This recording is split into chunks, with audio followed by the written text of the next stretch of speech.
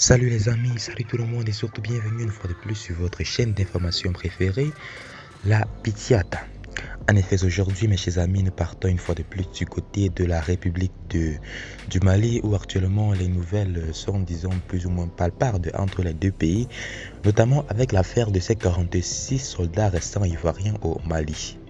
En effet, après la libération de 3 des 49 militaires ivoiriens arrêtés depuis le 10 juillet dernier à Bamako, les observateurs espéraient voir la tension baisser entre le Mali et la Côte d'Ivoire. Mais le gouvernement malien a haussé le ton vendredi dans un communiqué à l'issue d'une rencontre entre le président de la transition, le colonel Assimi Goïta, et une délégation officielle nigériane venue notamment plaider le cas des 46 militaires ivoiriens toujours détenus.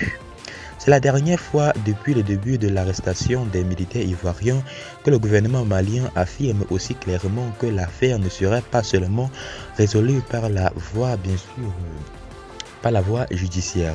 Au ministre des Affaires étrangères du Nigeria, Godfrey Onyeimi, bien sûr, venu plaider la cause des 46 militaires toujours détenus à Bamako, a ainsi fait passer plusieurs messages.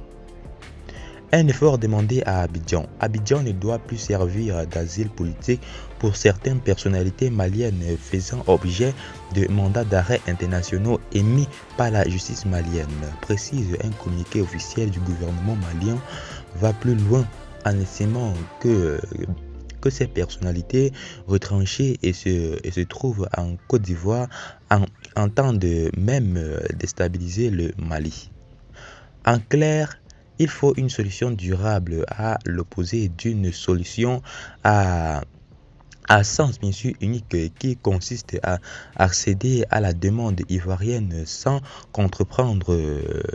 Pour le Mali, de son côté, Abidjan a toujours affirmé que son territoire ne servira jamais de base arrière pour déstabiliser le Mali et que le processus judiciaire a des règles qu'il faut respecter. Suite à cela, selon le communiqué, Assimi Goïta a vraiment fait des déclarations dans lesquelles, je cite, le président de la transition, son excellence le colonel Assimi Goïta, chef de l'État, a reçu en audience ce vendredi une délégation nigériane conduite par son excellence Godfrey Onyeimi, ministre des Affaires étrangères de la République fédérale du Nigeria. Fin de citation. Mes chers amis, espérons vraiment beaucoup que cette situation va de plus en plus s'améliorer. Et à tout à l'heure pour une nouvelle partie d'information. Bye bye.